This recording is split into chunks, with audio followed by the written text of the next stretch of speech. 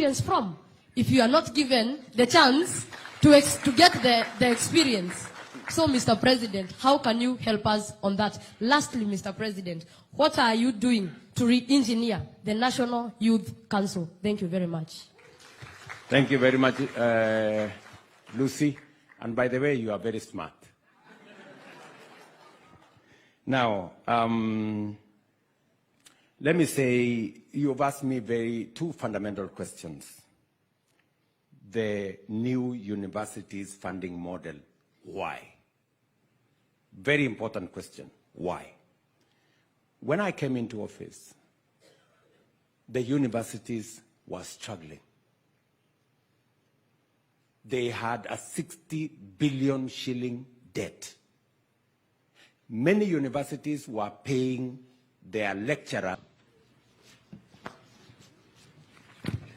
Thank you, Mr. President. My name is Lucy Wamaida Machugu, the Vice President, Kenyatta University. And I want to represent all students in the universities in Kenya because actually we were on the streets and we would wish to inquire some answers from you. First is to appreciate the government and the Ministry of Education because you've set an event on the 9th of August at KICD for all the student leaders and all the students to discuss on the funding model. So, some of the questions I would wish to inquire answers from you, Mr. President. Number one, why did you come up with the funding model? How does the funding model work? Do you feel like the implementation of the funding is okay? What is the criteria used to group people to different categories? That is about the funding model. Number two, the accommodation prices in the universities. That is the hostel prices. They are very expensive for us to afford. Mr. President, what are you doing about this? We cannot be able to afford houses or hostels where we are living in universities. What are you doing, Mr. President, about this? Something else about the job opportunities. Once we graduate from the university, we are told, maybe when you go and seek for a job opportunity, we are asked to give a 5-year work experience or a 3-year work experience. Yet, we've just graduated. Where will we get the experience from if you are not given the chance to get the experience? So, Mr. President, how can you help us on that? Lastly, Mr. President, what are you doing to re-engineer the National Youth Council? Thank you very much. Thank you very much, Lucy.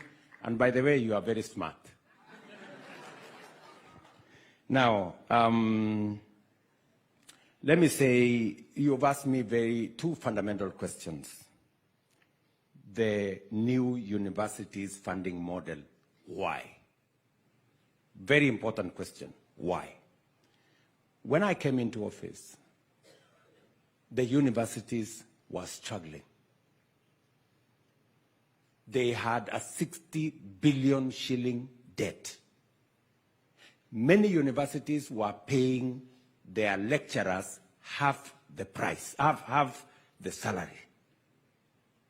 It was near a crisis. And many vice chancellors agree with me. So it became necessary. And you know, I have a history. Once upon a time, I was Minister for Higher Education. So I understand that space pretty well.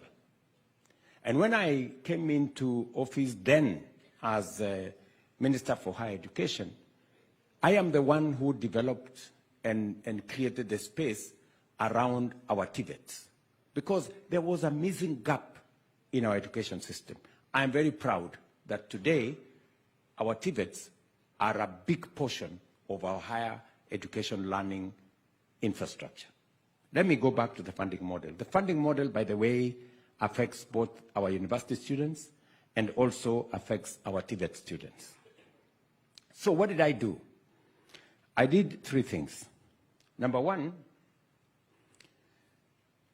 we made a commitment as government that we are going to give every student 80% scholarship and loan. But because we could not afford, especially because the number of students, when we made that commitment, it was like 15 years ago. But you know, as the numbers increased in the university, it became difficult for us to meet that commitment. And so what ended up happening was that while we committed to pay 80%, we ended up paying 50%, some cases 45%. So what happened? There was a huge funding gap in our universities, a huge funding gap in our universities. And our universities were struggling. They couldn't pay for services, they couldn't pay lecturers, they couldn't run their programs, and we ended up with affecting the quality of education in our universities. You couldn't attend as many labs as was required. You couldn't attend as many practicals as you required. We ended up compromising on our education. So what did I do? I said, we need to be honest with ourselves. And we said, there are parents like William Ruto who can afford. Why would William Ruto be given 80%? Why would the child of William Ruto be given 80% scholarship? The same as a child of Mama Mboga. What happens is that both our children end up suffering. So we changed the model. We said, since there is a means testing instrument that has been used for 20 years to assess every student on the basis of the information they supply, and it has worked in Kenya for 20 years, let us use that means testing instrument that is available at the Higher Education Loans Board to assess every student.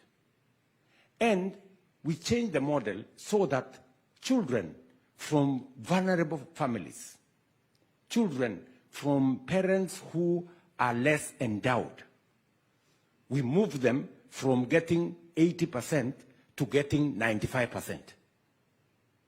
And children from parents like myself, we move them from getting 80%, we move them to 60%, because we can afford, right? So we had 5 categories. We changed it into 5 categories. And you know what, Lucy? Because of the change in that model, we also said that scholarship is going to be available on application. Because, you know, the old model, every student, without even applying, they were given scholarship. But there are parents who do not need it. And for your information, 20% of students last year did not apply for scholarship. They went and their parents paid because they didn't need it. What has happened? Of that 20% of the students, we now have more money to pay for children from vulnerable families. That is how the model has changed. So we now have 5 categories. We have those that get 95%, we have those that get 90%, we have those that get 70%, we have those that get 60%, and we have categorized, and we are using what we are calling an instrument called means testing instrument that tests the ability of parents. We will continue to